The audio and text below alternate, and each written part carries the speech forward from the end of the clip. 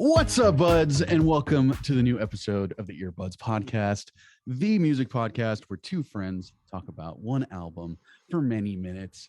We are your hosts, Brett, Raspberry Beret, Hanrahan, and I am Lucas, Purple Rain Indrakovs. And Brett, today we're talking about one of my favorite all-time musicians from my all-time favorite band.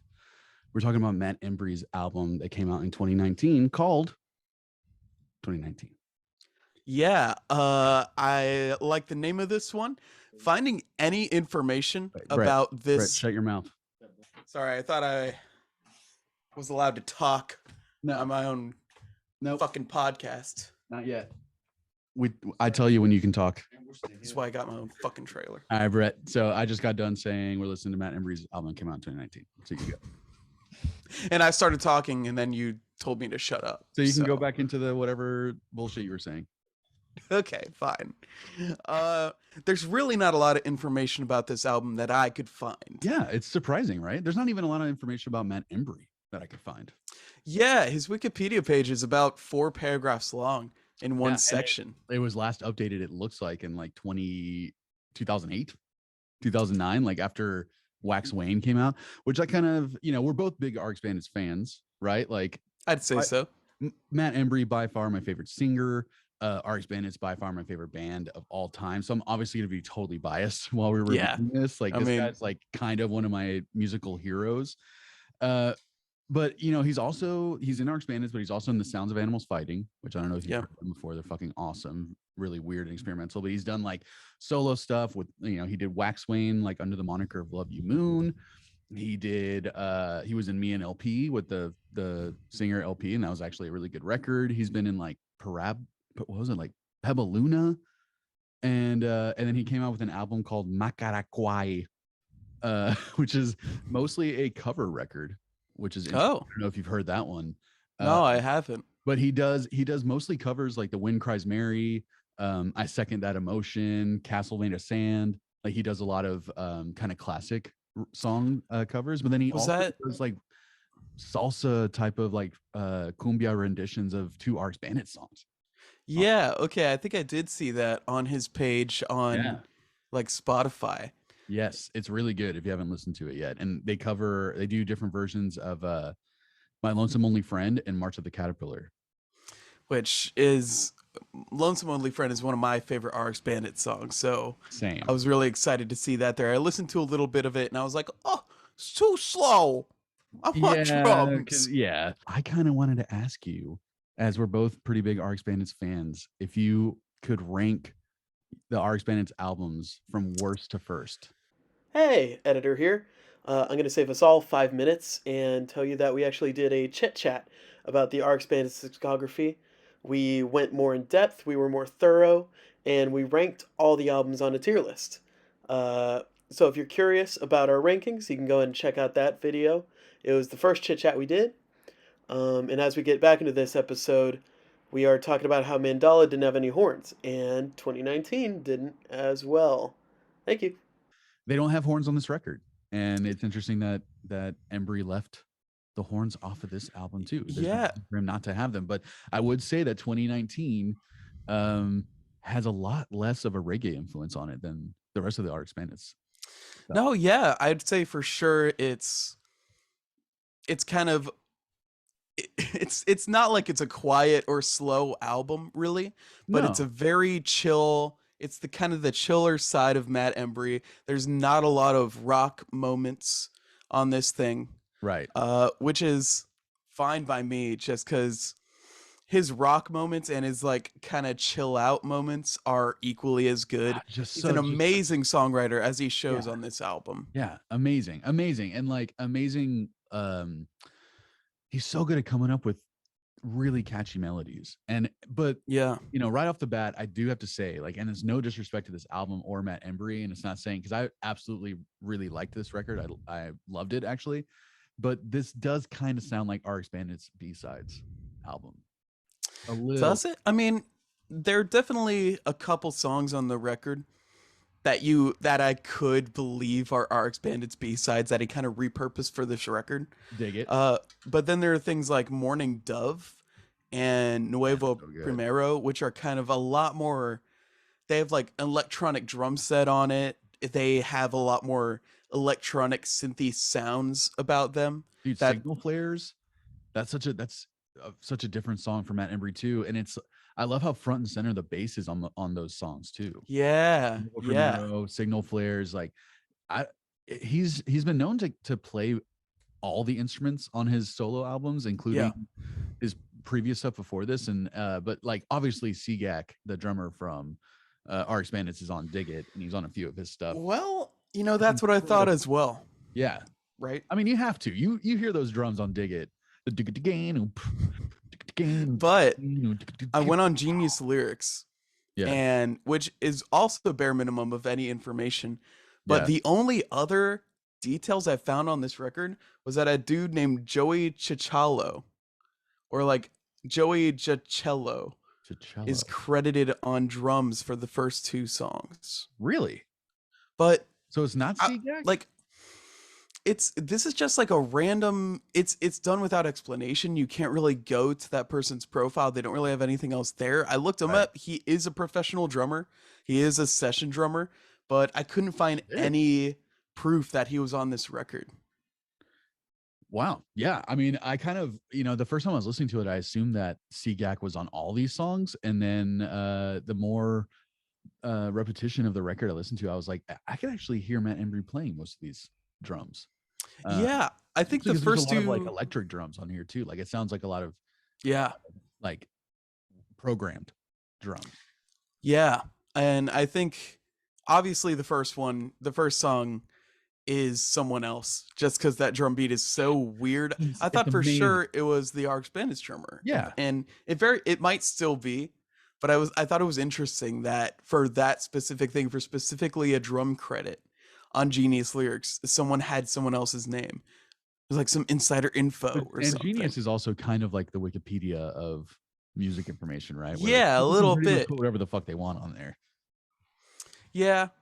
Okay. So we don't know what's going on then. But you act like you do.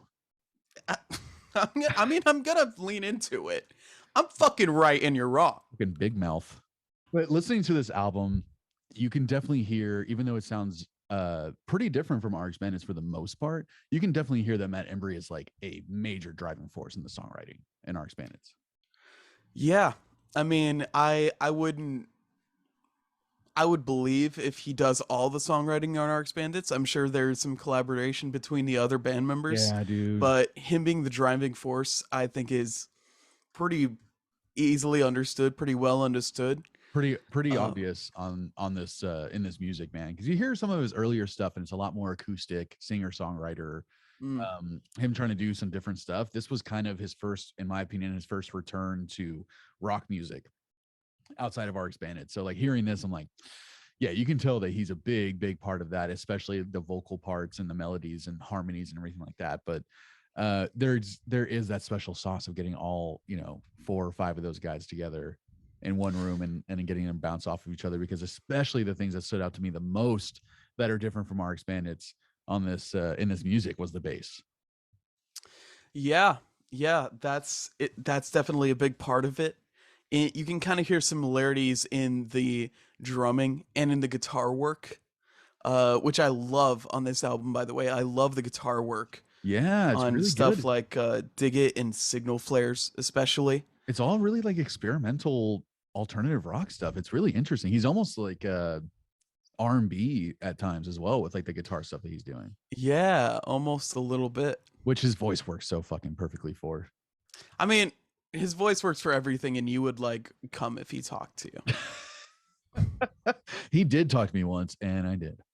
So was that embarrassing, or what like were y'all kind of like vibing with him? He was eating dinner at the Hard Rock Cafe, and I approached him.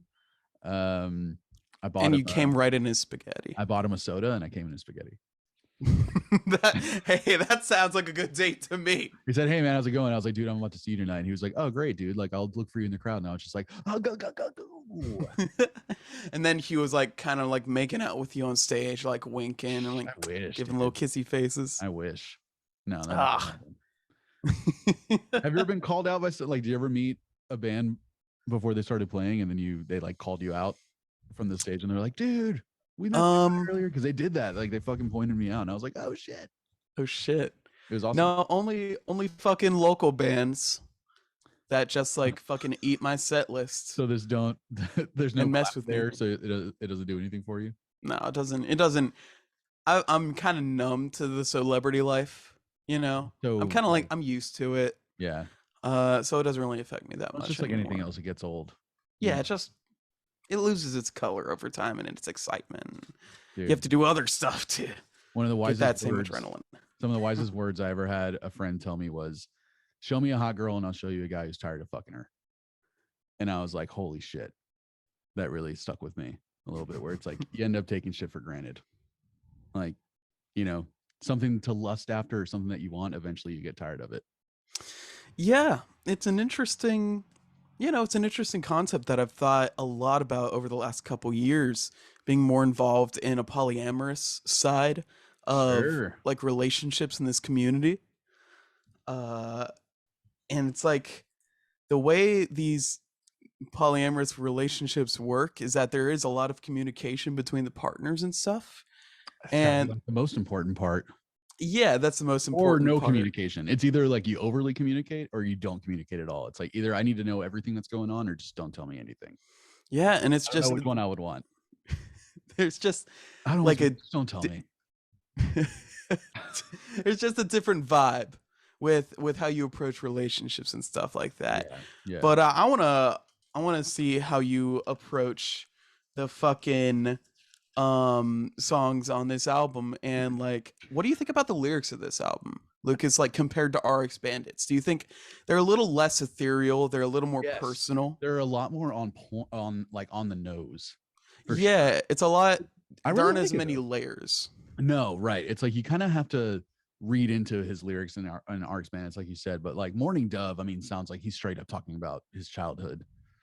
It sounds like he's talking about a specific era in his life where his great grandma was dying and his mom tried to commit suicide, maybe. Yeah, his mom trying to commit suicide, and he feels kind of all like lonely in his own family, just staying alone in his room, looking at like researching music and playing video games by himself. I got the Pentagon scale in my video game.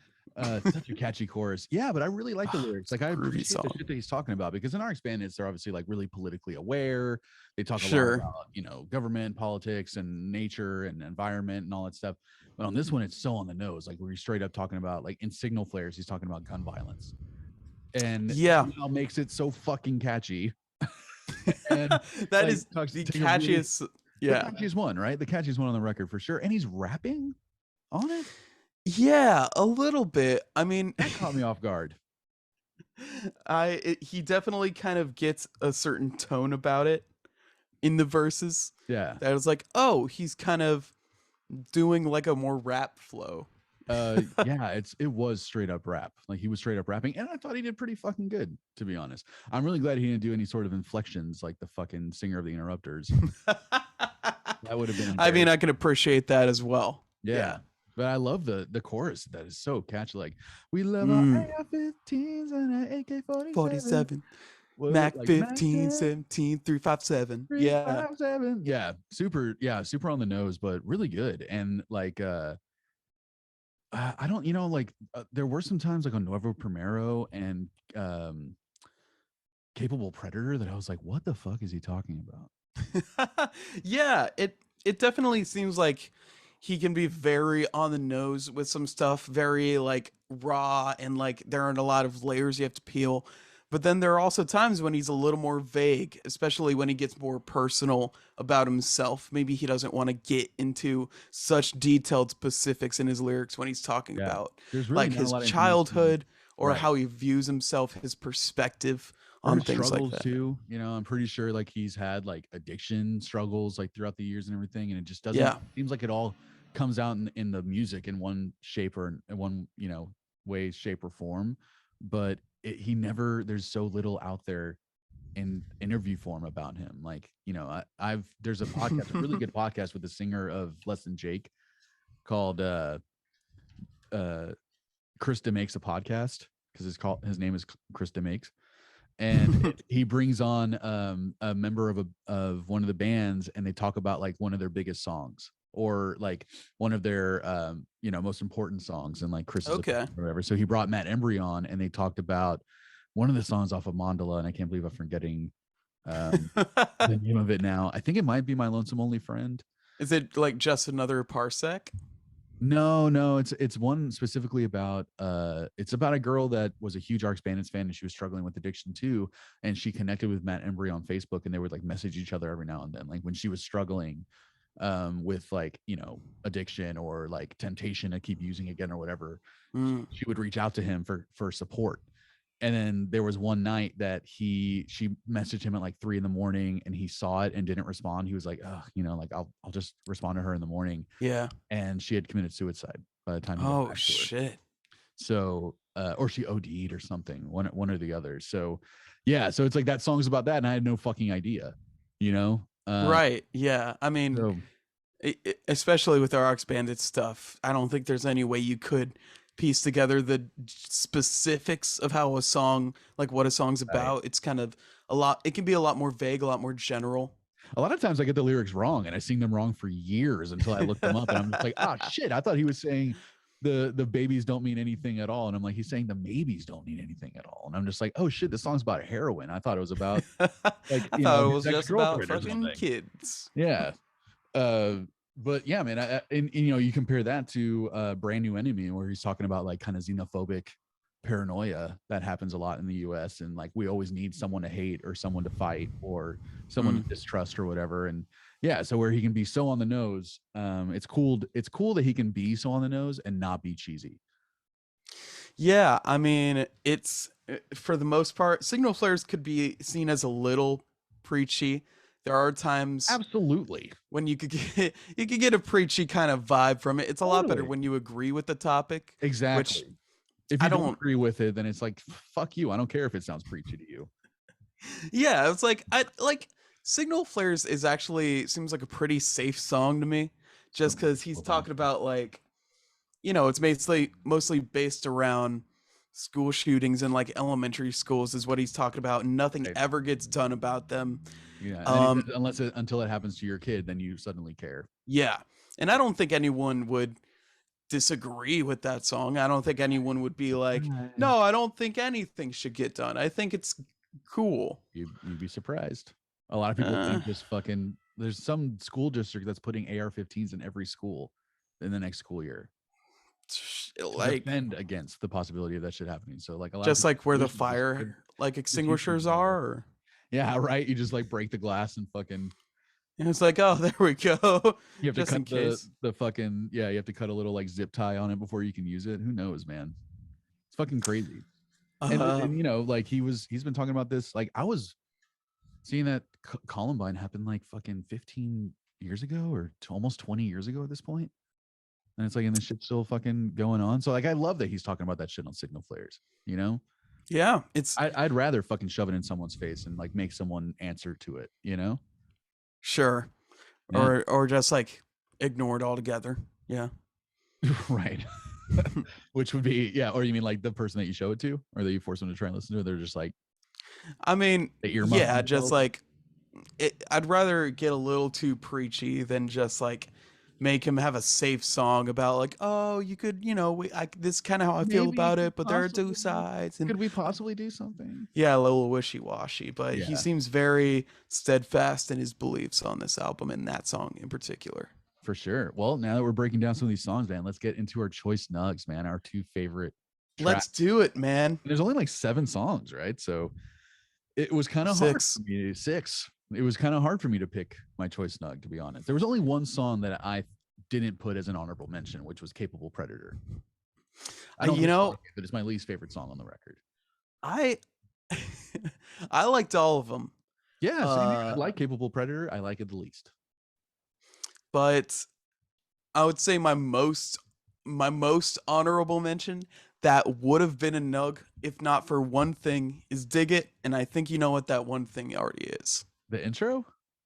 It's the drums.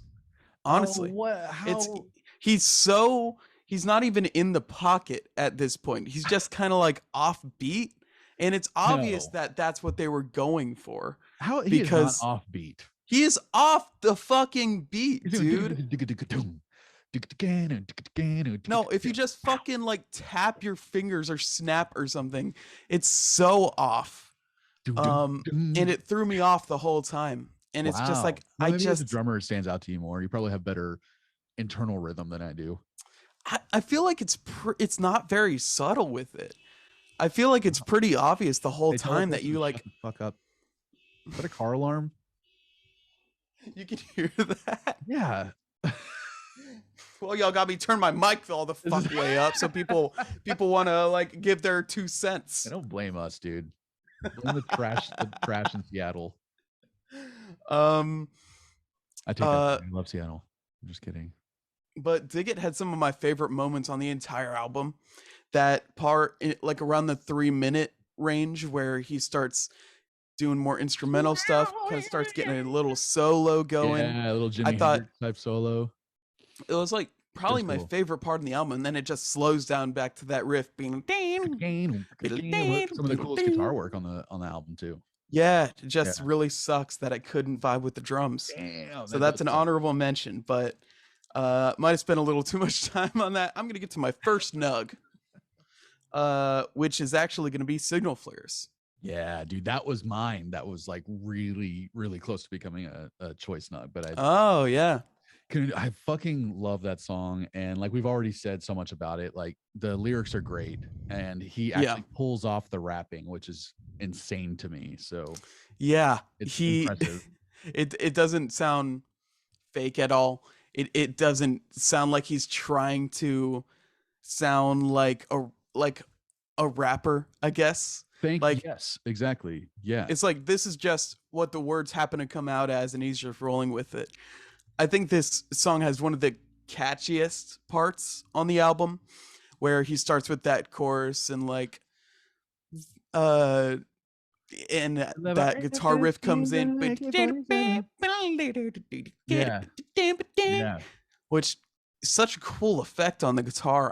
I can't really even parse what that is. Yeah, I can't either. The music on this song, and I think it worked really well because he's rapping on it. The music and as a whole reminded me a lot of Gym Class Heroes.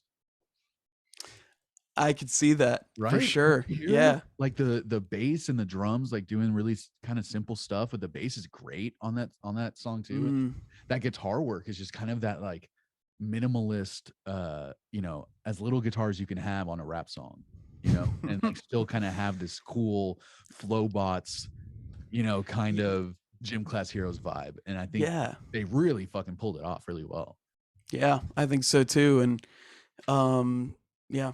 It's one of my favorite songs on the record. Super catchy. Love that riff. Love the pacing of the whole thing. Love the kind of mood, the vibe, the bass. That chorus gets stuck in my head all the time. Yeah. But to be fair, all the choruses on this album get stuck in my head. Well, tell me about one of your favorite choruses songs. And well, like I mentioned, every song is an honorable mention except Capable Predator. So my first choice nug is Dig It, man. Dig It. And it's because of the drums. I love it. Has so much, it's so steeped and like marinated in RX Bandits vibes that it's like such a great intro for me as an RX Bandits fan that I'm just like, fuck yes. Like that sounds like it could be on an RX Bandits record easily, and it's just, it's so good. I love Matt's voice on it. Like all the melodies that he's doing on it, like the, and like he's so like soulful and fucking awesome, dude. And as I used to not like when it slowed down, and like we don't have to be alone. Yeah. If you don't mind. But that's you need it. A core part of the song. Yes, and it's a great part too. It makes that like it makes that sound fucking cooler every time it comes back in. Have that slower part, and it's just like Embree's voice is amazing. The melodies, the harmonies are amazing. I love the build up that they do in the, you know, like with the solo and the cool like kind of stuff, and then they bring it right back down and just like hit it super hard at the end. It's such a punchy song. It's such a great opener. And I love the intro where it's that girl talking about like everything she's gonna do this year. And it's like learn Mandarin and fucking learn how to identify 4 different like fungi or something. Have like be proficient in 4 different kinds of key. Right. Or something. Yeah, something like that. And I just like and it's just all these things. And then he just goes, dig it. Dig it. Like, yeah, dude. Yes. Love that. Sounds like there's just a party, you know? Yeah, right. And he just like found this chick that's like so ambitious, which I think I interpret this song as like kind of fighting yourself to be who you want to be like this girl who's obviously overreaching for these goals. Like she's not going to do all this stuff within the year, within 2019. Right. And it's kind of like fighting yourself. And he's like, I dig that. Like, I dig that you're gonna try that hard. Yeah, right. Yeah, man. That's a great opener for me, and I love that guitar part. But I would say my second choice, Nug, and it was really hard to choose between Signal Flares, Nuevo Primero, and Morning Dove, but I had to go with the closer, Morning Dove. That's my second Nug. Yeah, dude. I think it's such my favorite song on this album since the first time I heard it, like 2 years ago. I think it's the most odd. It's like the most different song on this record that you wouldn't expect from RX Bandits. Most epic song on the record. Yeah, and it's just got this. It's steeped in these factory tones and this like crunchy, fuzzy bass. These synths that are kind of encompassing you. Yeah. Those loud drums that are so in your face, and it's almost like a hip hop reggae vibe to the whole thing too, which I really dug. Yeah, with the like a hint of psychedelic stuff in it. Yeah, and the lyrics are great. It's almost like a grime beat. Like it almost reminds me of grime a little bit. Yeah. It's very kind of, it's a little grungy in its sound, not in the genre, but just the sound in general. It just sounds a little dirty, like a little raw, which I'll say across the board too on this album. The production is pretty good, not great. I would say that he probably recorded most of it on his own. Sure. Yeah, I'd say there are some, in terms of production, there are some great moments. Yes, for sure. But aside from those moments, it's like pretty good. Yeah, sometimes his vocals, I think what stood out to me in the production value was that sometimes it sounds like he's in a bathroom. Like sometimes I could tell that he's like in a bathroom, which isn't great. But yeah, if he did this all on his own, like it's pretty fucking amazing. So yeah, it's commendable at least. It's commendable at least. Like Morning Dove is a great closer. It's a really personal song. It's really like really personal lyrics, but I mean his vocal parts, like throughout the verse, the pre-chorus, and the chorus, like all those melodies, he goes to like maybe 6 or 7 different melodies between those 3 parts. And I just think it's all so catchy. It's also fun to sing along with. I fucking love it. Yeah. I'd say all the same things, and when that chorus comes in, I got the Dorian mode in my video games. It's so smooth. It's so that melody gets stuck in your head, and you just like can easily sense this kind of these lonesome emotions and feelings and tragedy. Yeah, as he describes them at the hospital watching their like great grandma pass. Little gown and my little brother's crying. It's a very mournful song, which I guess makes sense. Morning. Yeah. All right, man. Well, with all that said, what are you gonna rate this album? EP? EP. I'd say EP. EP. Yeah. Where are you gonna rate this? You know, 0 through 10 decimal points allowed. We do Olympic rules. up to the 10th decimal point. Yeah, though I've thrown in a 0.666 plenty of times on this show. There was an era I was doing about 4 or 5 decimals because I thought that was like the most accurate for me at the time where I was. Yeah, that's true. You were actually taking it really sincerely. Which, I mean, I think this would warrant like a 4 decimal rating. I was thinking like a pie situation, but okay. What do you got? Well, we don't have that much time, No, we don't. so I'll just stick to the 4. This is a great solo record. It's always interesting to see the solo records that come out of the main songwriters of other bands, For sure. to see kind of where most of their contributions come from. How much See, influence do they have on the group, right? yeah, and see how different they go from the group in these records. Mhm. And this is one of the better solo albums I've heard from that type of person, For sure. honestly. Mhm. You could hear the RX Bandits very easily, but he has his own flair, and you can tell it's a lot more personal, which I appreciate. Yep. And he obviously doesn't feel constricted by anything, by any like creative decisions. He kind of just like does what feels right in the moment. Yeah. God, I wish there was like more. I wish there was more information even about this album. I would I love like. to I know who kind of want played to. on it. Yeah, I want know, to get like into it. Yeah, me too, man. Matt Embree, if you are watching or listening to this, we'd love to have you on. We'd love to talk about all of your music, RX Bandits and solo stuff, and Me and LP and Peba Luna and all that shit, man. Just saying, if anyone who's watching or listening to this, Like if Matt anyone Embree, knows, send him this shit. Like, yeah, I mean, I could message him, but like it'd be awkward. We haven't talked in so long since I like kind of made the band with him and inspired Chris in his like Oh, drumming God. style and stuff like that. Yeah, It's been a bit, it's been a while. yeah. But Now they're gonna hate us if they listen to this. a great record, very short. I wish there was more, but I also appreciate the EP length of it. Yeah. Some real interesting music, especially in the guitar work. And the drums kind of saunter out after the second song and become a little more basic, which I think is fine. I Yeah. wouldn't be asking for RX Bandits type beats The for an music doesn't entire call solo for it. EP. Right. The music doesn't call for those complicated, complex. Yeah, right. And so I'm gonna give this one. This is gonna be a solid 7.8 for me, and maybe it could even go higher. It started off more in the 6s when you first recommended me this album, like Right. 2 or 3 years ago. Right. And as I've listened to it through the years and I've like paid more attention to the music and the production, I've appreciated it a lot more. Mhm. And kind of understood a little better what he's doing in these parts. And I like his patience on the record as well, Yeah. which is something that could be very hard to get used to. 7.8 is solid, man. I'm gonna be obviously a little biased, a little higher. This guy's like on your list, I got right? Of like, history. Oh yeah, this dude's on my celebrity. yeah, list. Yeah, right. A good list, not one of those like.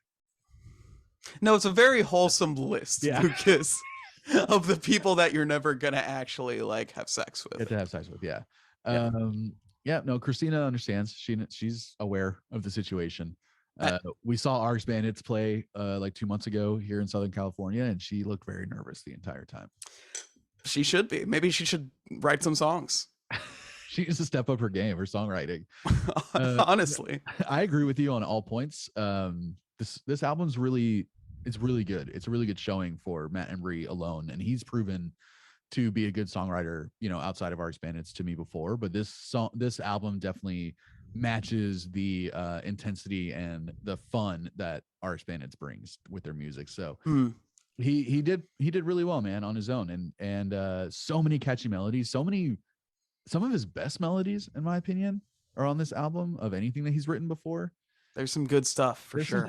Some of the catchiest shit is on this record, I gotta admit. So being a lover of him and everything he's done and such an admirer, he's inspired so much of my music that I've written in my life and the way that I've sang in pretty much every band that I've been in.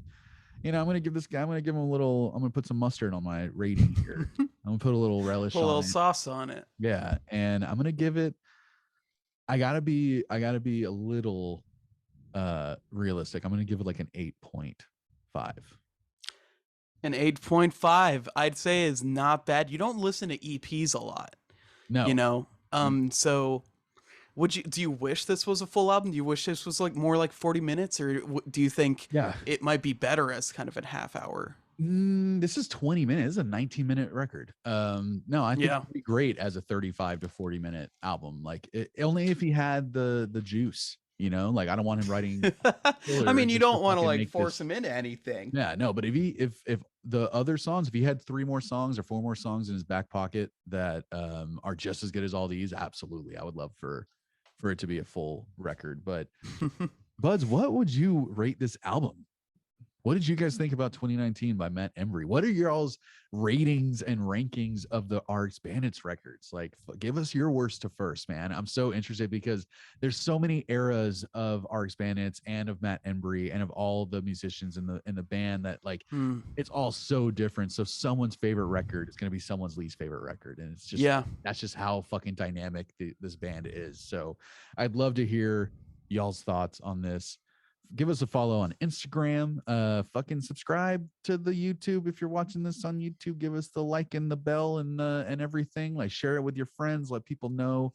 Find us on Instagram. I'm at Jean-Luc Guitard. Brett's at Brett Hanrahan. The podcast is EVP Cast.